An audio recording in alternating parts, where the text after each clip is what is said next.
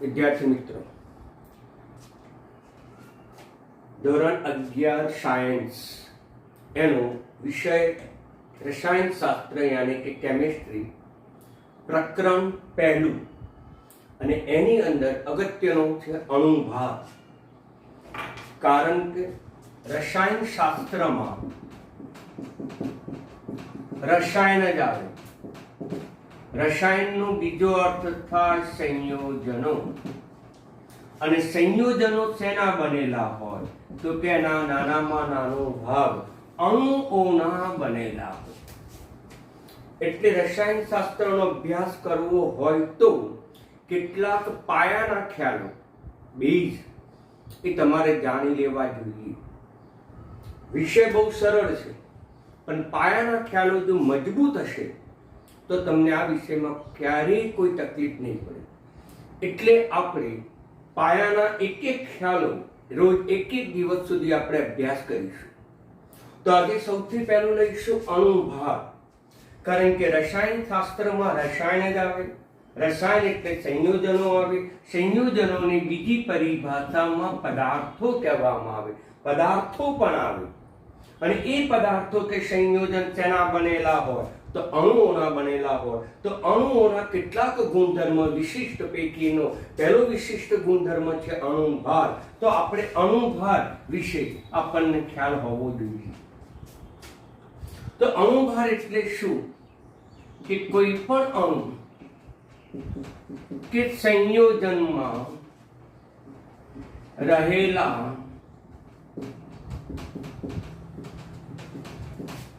પરમાણુઓના પરમાણુ ભારનો સરવાળો. અણુ કે સંયોજન કે પદાર્થમાં રહેલા પરમાણુઓના પરમાણુ ભારનો સરવાળો. તમને એમ થાય કે પરમાણુ ભાર શું છે? તો સમજી લો કે પરમાણુ ભાર એ તમને પરીક્ષામાં આપવામાં આવે નિશ્ચિત છે. અને પરીક્ષામાં આપવામાં આવે, તમારે કોઈ ગોખવાની જરૂર નથી. છતાંય સરળતા ખાતર લખું છું. Hydrogen 1, oxygen 16, nitrogen 14, sulphur 32, chlorine છે 35.5, સોડિયમ છે એ 23 છે, ફોસ્ફરસ છે 31 છે.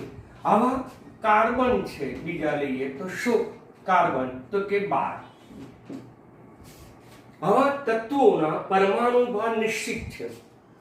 અને દરેક તત્વના પરમાણુ ભારનું એક પેમ્પલેટ મેં તમને અગાઉ વોટ્સઅપમાં તમને મોકલી આપ્યું છે. અને મેં તમને એ વખતે પણ સૂચન કર્યું છે કે એ પરમાણુ ભાર તમે તમારી નોટ્સમાં ઉતારી દો. રોજ વાંચશો એટલે મારી જેમ પણ એ પરમાણુ ભાર આપ યાદ રહી જશે. છતાં પણ યાદ ન રહે તો પરીક્ષામાં આપી દેવામાં આવે. એટલે પરમાણુ ભાર માટે તમારે કોઈ ચિંતા કરવાની નહીં. એ તમને આપે અને યાદ રહી પણ જાય. બીજી વસ્તુ કે અણુભાર છે. ક્યારેક અણુભાર માટે આખો શબ્દ લખવાની જરૂર પડતી નથી. અણુભાર માટે ફક્ત અભા લખવાની જ પ્રથા છે. ફક્ત અભા. અભા વંચાય અણુભાર, જેને કહીશું મોલિક્યુલર વેટ. એ જ પ્રમાણે પરમાણુ ભાર. તો પરમાણુ ભારને ટૂંકમાં લખવાની પ્રથા છે પભા. પભા એટલે પરમાણુ ભાર. અને પભાને ટૂંકમાં લખાય એટમિક વેટ. યાદ રાખો કે થિયરીમાં તમે અણુભાર શબ્દ આખો લખો તો ચાલે. અણુભાર ન લખવો હોય તો શોર્ટ ફોર્મમાં અભા લખો તો પણ ચાલે. પરમાણુ ભાર તો પરમાણુ ભાર ન લખવો હોય ટૂંકમાં પભા તરીકે લખો તો પણ ચાલે. હવે અણુભાર નક્કી કરવો હોય તો કેટલીક ધ્યાનમાં રાખવાની બાબતો.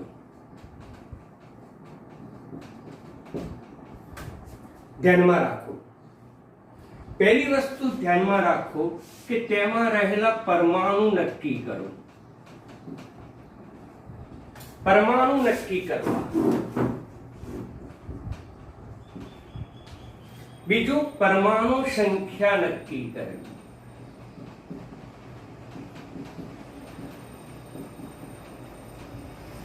અને ત્રીજું કે પરમાણુ સંખ્યાને તેના પ્રભાવ, તેના પરમાણુ ભાર વડે ગુણવા. અને ત્યાર પછી ચોથું, છેલ્લે સરવાળો કરવો. ફરીથી જોઈ લો, ધ્યાનમાં આટલી વસ્તુ જ રાખવાનું કે એમાં કયા પરમાણુ છે નક્કી કરો, એની સંખ્યા કેટલી છે નક્કી કરો, એ સંખ્યાને તેના પરમાણુ ભાર, આ પ્રભા શબ્દ છે, ફરીથી કહું છું, પ્રભા બોલાય પરમાણુ ભાર, એ પરમાણુ ભારને ટૂંકમાં લખવાની પ્રથા છે.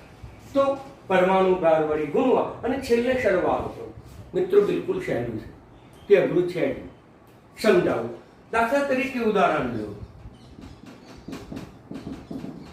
પહેલું ઉદાહરણ આપણે લઈએ કે સલ્ફ્યુરિક એસિડ, સલ્ફ્યુરિક એસિડ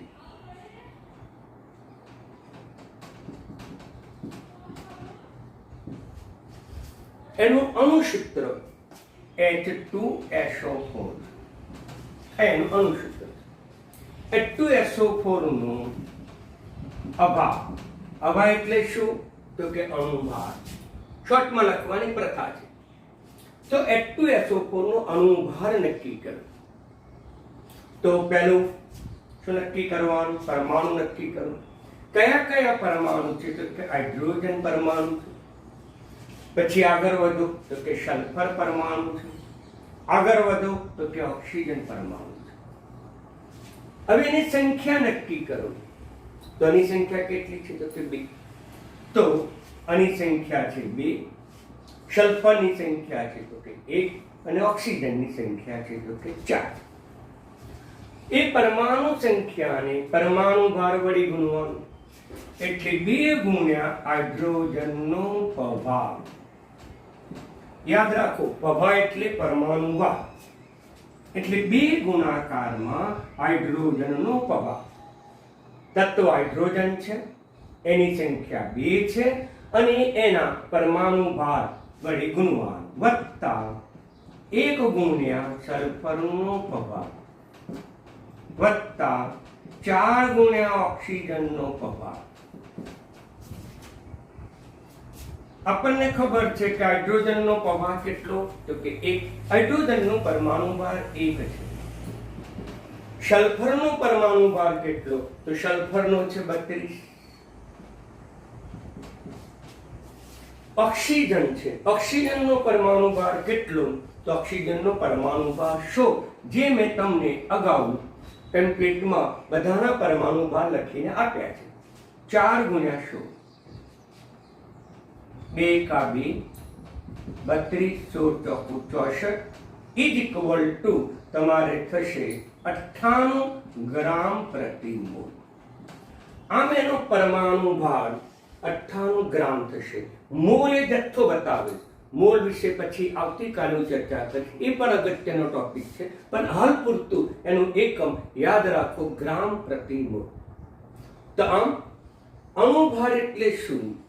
અણુ કે સંયોજનમાં રહેલા પરમાણુ અને એના પરમાણુ ભારનો સરવાળો, એટલે આપણને અણુભાર પ્રાપ્ત થાય. આટલી વસ્તુ ધ્યાનમાં રાખવાની.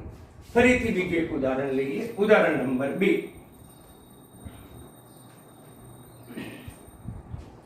ઉદાહરણ બીજું, ગ્લુકોઝનો અણુભાર.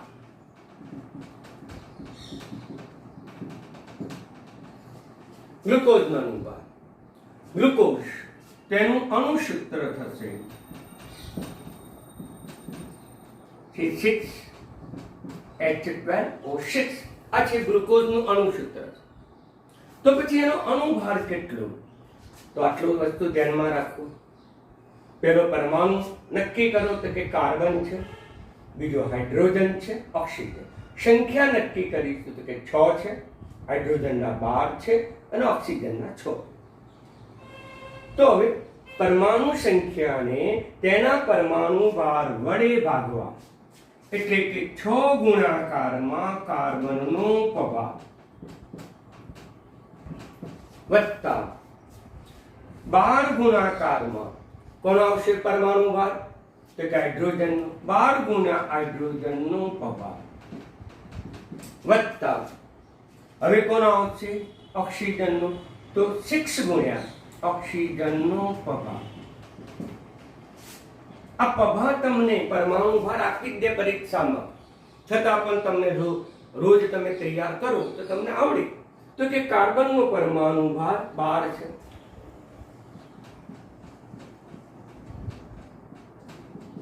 હાઇડ્રોજનનો પરમાણુ ભાર કેટલો, તો કે હાઇડ્રોજનનો 1 છે. ઓક્સિજનનો પરમાણુ ભાર કેટલો, તો ઓક્સિજનનો આપણને ખબર છે 16 છે. પરમાણુ સંખ્યા અને એનો પરમાણુ ભાર, સંખ્યા પરમાણુ ભાર, સંખ્યા પરમાણુ ભાર વડે ગુણ્યા, અને હવે શું કરીશું છેલ્લો મુદ્દો, તો કે સરવાળો કરવાનો. સરવાળો કરો તો 12 છક 72, 12 એકા 12, 16 છક 180 ગ્રામ પ્રતિ મોલ થાય. ક્લિયર? તો તમે ગ્લુકોઝનો અણુભાર પણ ગણી શકો. મેં 2 ઉદાહરણ લીધા, 2 ઉપરથી નક્કી કરી શકાય કે અણુભાર ગણવો તો સરળ છે. પાયાનો ખ્યાલ કયો હોવો જોઈએ, તો કે પરમાણુ ભાર ખબર છે. પરમાણુ ભારનું લિસ્ટ તમારી પાસે છે, એ બધાનો સરવાળો કરો અને ગુણાકાર કરો. ત્રીજું ઉદાહરણ લઈએ, ઉદાહરણ નંબર 3.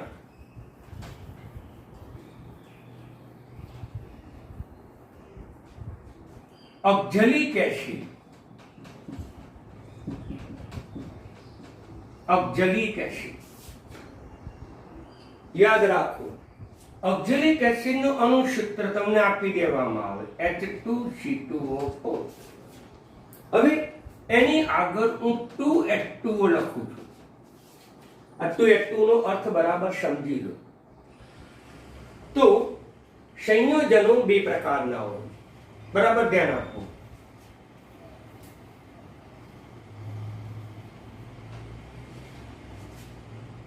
સંયોજન 2 પ્રકારના હોય, એક સજળ અને બીજું નિર્જળ. સજળ એટલે H2O યુક્ત,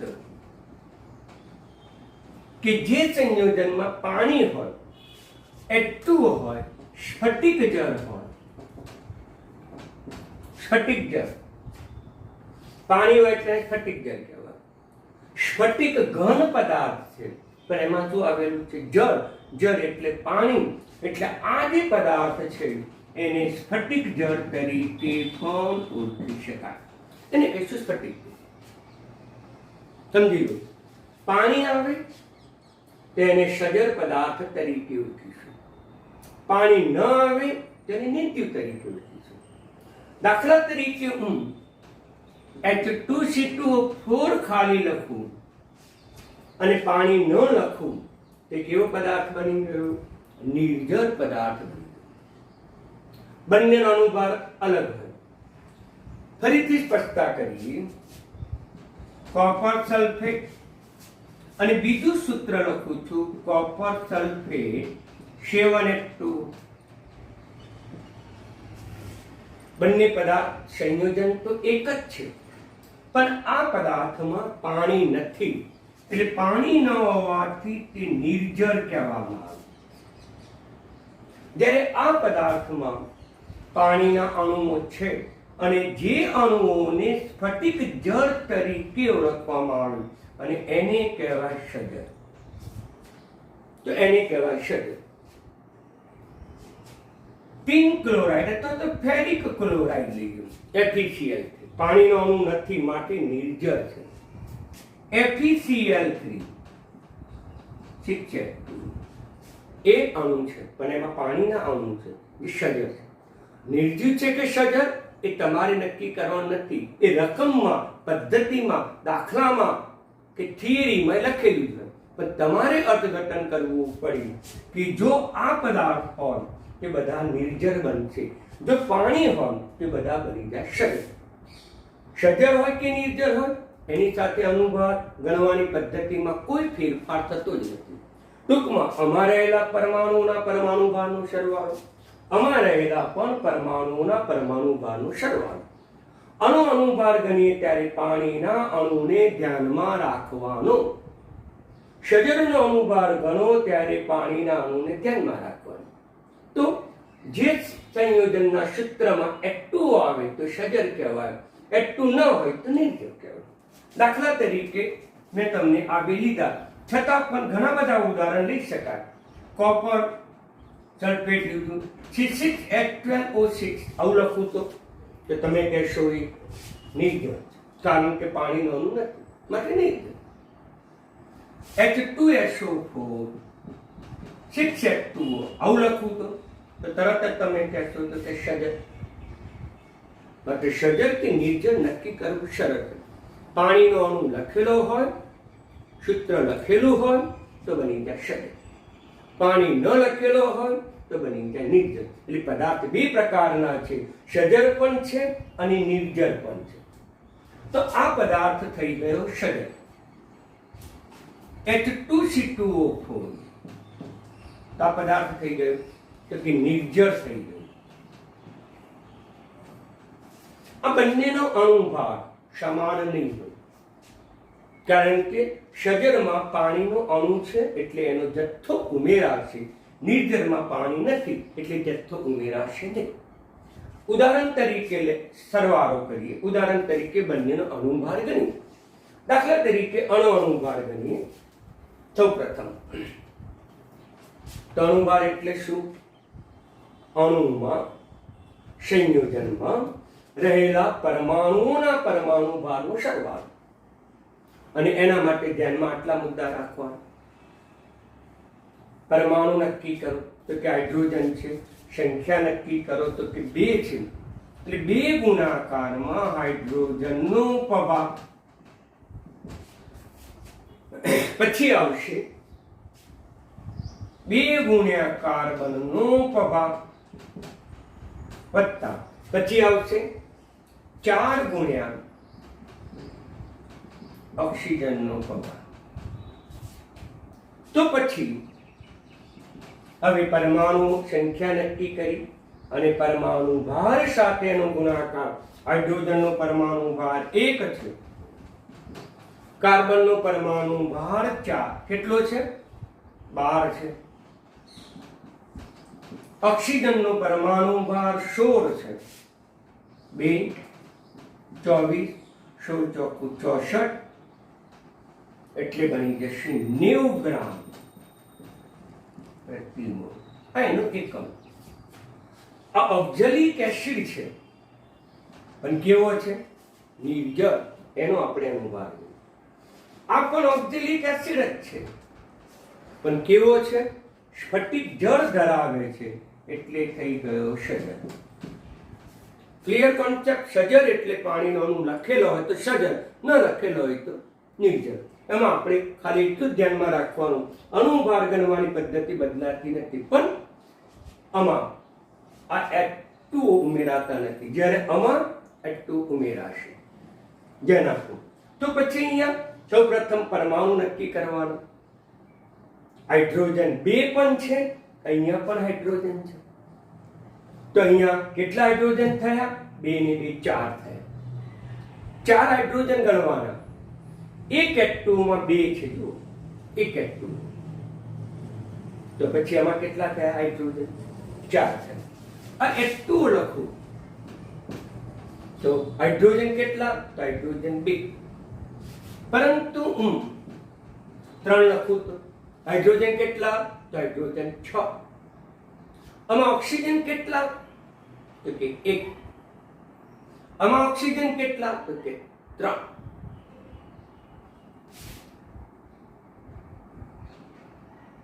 CO2 5.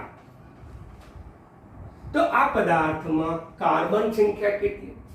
તો કે 5. અને ઓક્સિજનની સંખ્યા કેટલી? તો કે 5 તો 10. તો આમ આગળનો આંકડો સહગુણક તમારે ધ્યાનમાં રાખવું પડે.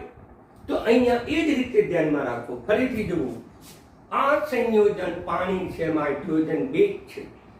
આ સંયોજન છે એમાં હાઇડ્રોજન 3 દુ 6 છે. આ સંયોજન છે એમાં કાર્બન 5 છે, જ્યારે ઓક્સિજન 10 છે. આ સંયોજનમાં ઓક્સિજન કેટલા? તો કે 1. આ સંયોજનમાં ઓક્સિજન કેટલા? તો કે 3. અને આ સંયોજનમાં ઓક્સિજન કેટલા? તો કે 10. તો આમ આપણે તત્વોની સંખ્યા ગણવા માટે આગળ લખેલો સહગુણક પણ ધ્યાનમાં રાખવો પડે. તો અહીંયા હાઇડ્રોજન કેટલા થયા? તો 4 ને 2 6. 6 ગુણાકારમાં હાઇડ્રોજનનો સ્વભાવ. મિત્રો ખ્યાલ આવી ગયો વિદ્યાર્થી મિત્રો? તો સંયોજનમાં હાઇડ્રોજન અથવા તત્વ અલગ અલગ સ્થાને લખેલા હોય તો આપણે ભેગા લખી નાખવાના. અહીં ઓક્સિજન કેટલા ગણશો? તો કે 4. ના, એની સાથે પાછા આ પણ ઓક્સિજન છે. એટલે આપણે સરવાળો કરતી વખતે ઓક્સિજનની સંખ્યા 4 ગણીશું? તો કે ના, આ પાછા કેટલા ઓક્સિજનની સંખ્યા થશે? તેની આગળ 2 લખેલું છે, 2 ઓક્સિજન થશે. એક 4 ઓક્સિજન અને પાછા 2, એટલે કુલ કેટલા થયા? તો કે 6. 6 ગુણ્યા ઓક્સિજનનો પ્રભાવ વત્તા. હવે શું બાકી રહ્યું? કઈ તત્વો બાકી રહ્યું? તો કે કાર્બન. 2 ગુણ્યા કાર્બનનો પ્રભાવ. હાઇડ્રોજન આવી ગયા? તો કે આવી ગયા. કેટલા? 2 અને 4 ને 2 6. કાર્બન આવી ગયા? તો કે કાર્બન આવી ગયા. તો કે કેટલા છે? તો કે 2. ઓક્સિજન આવી ગયા? તો ઓક્સિજન આવી ગયા. આ 2 અને 4 એટલે 6 ઓક્સિજન આવી. તો અહીંયા 6 ગુણ્યા હાઇડ્રોજનનો પરમાણુ ભાર. હાઇડ્રોજનનો પરમાણુ ભાર 1. 6 ગુણાકારમાં ઓક્સિજનનો અને ઓક્સિજનનો પરમાણુ ભાર 100 વત્તા 2 ગુણ્યા કાર્બનનો પરમાણુ ભાર 12, એટલે 6 એકા 6, 16 છ 96 અને વત્તા 12 દુ 24. એટલે કેટલો થશે? 136.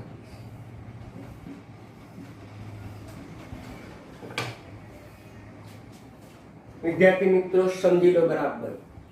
અણુભાર અઘરો નથી. અણુભાર એટલે અણુ કે સંયોજનમાં રહેલા પરમાણુનો પરમાણુ ભારનો સરવાળો. આટલી બાબત ધ્યાનમાં રાખો. પણ પદાર્થો 2 પ્રકારના હોય. સ્ફટિક જળ પણ હોય તો સજર હોય, સ્ફટિક જળ ન પણ હોય તો નિર્જર હોય. મોટા ભાગના પદાર્થો નિર્જર સ્વરૂપમાં જ હોય છે, પણ કેટલાક પદાર્થો સ્ફટિક જળ પણ. તો ઓક્ઝિલિક એસિડ 2 પ્રકારનો આપણે લીધો. એક નિર્જર પણ લીધો અને બીજો પાછો સજર પણ લીધો. નિર્જર લોહમાં પાણીનો અણુ નથી, એનો અણુભાર આવશે 90. સજર લોહ તેમાં પાણીનો અણુભાર હતો અને પાણીનો અણુભાર આપણે ઉમેરવો પડ્યો, અને પાણીનો અણુભાર ઉમેરતા કેટલો બની ગયો? 126. માટે મિત્રો વિદ્યાર્થી, સજરનો અણુભાર અલગ હશે અને નિર્જરનો અણુભાર અલગ હશે. ક્લિયર? સજર એટલે પાણી ઉમેરાયેલું, નિર્જર એટલે પાણી ઉમેરાયેલું ના.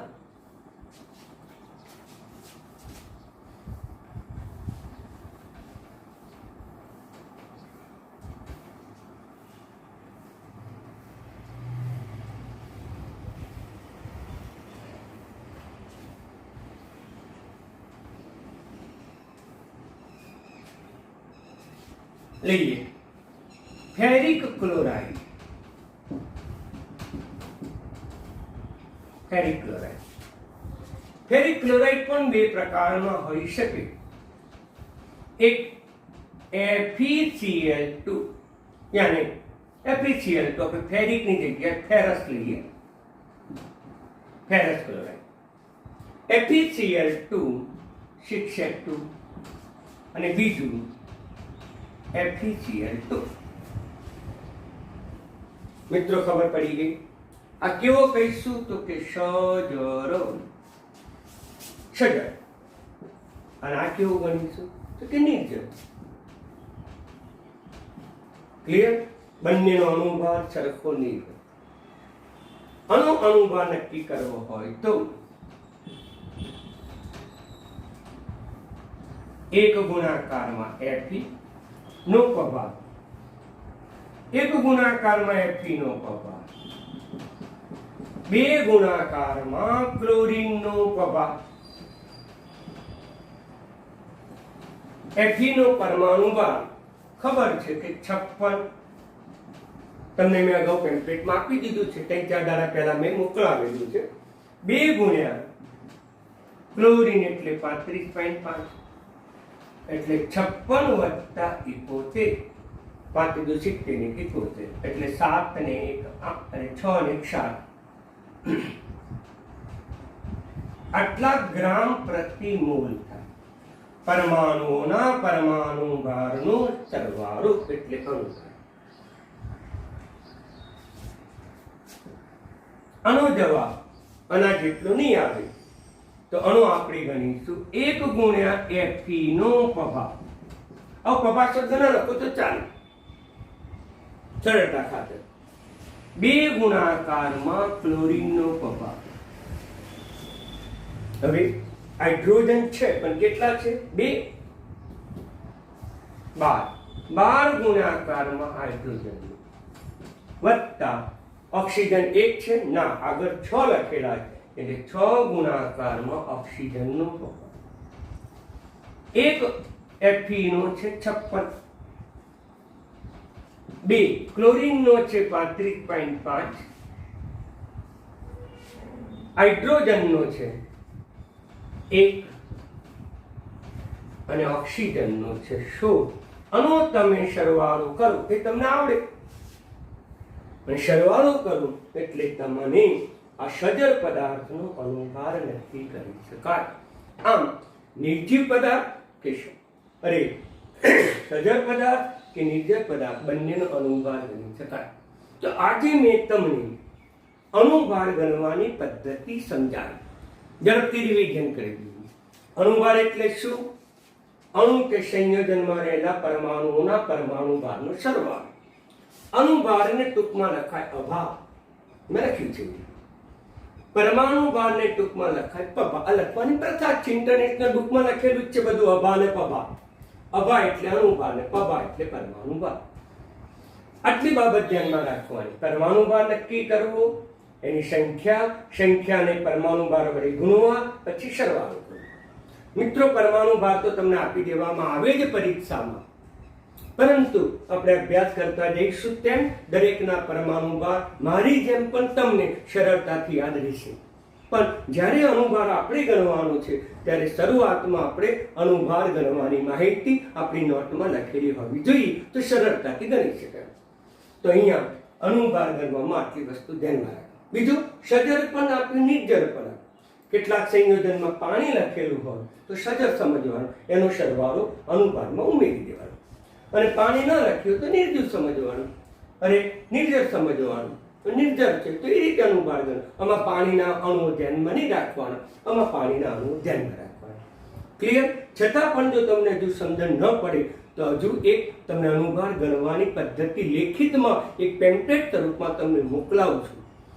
ન સમજણ પડે તો મને ટેલિફોન દ્વારા અથવા તો વોટ્સઅપ દ્વારા એ માહિતી મને કહેજો, તો હું તરત તમને લેખિતમાં એ બધી માહિતી સમજાવીશ.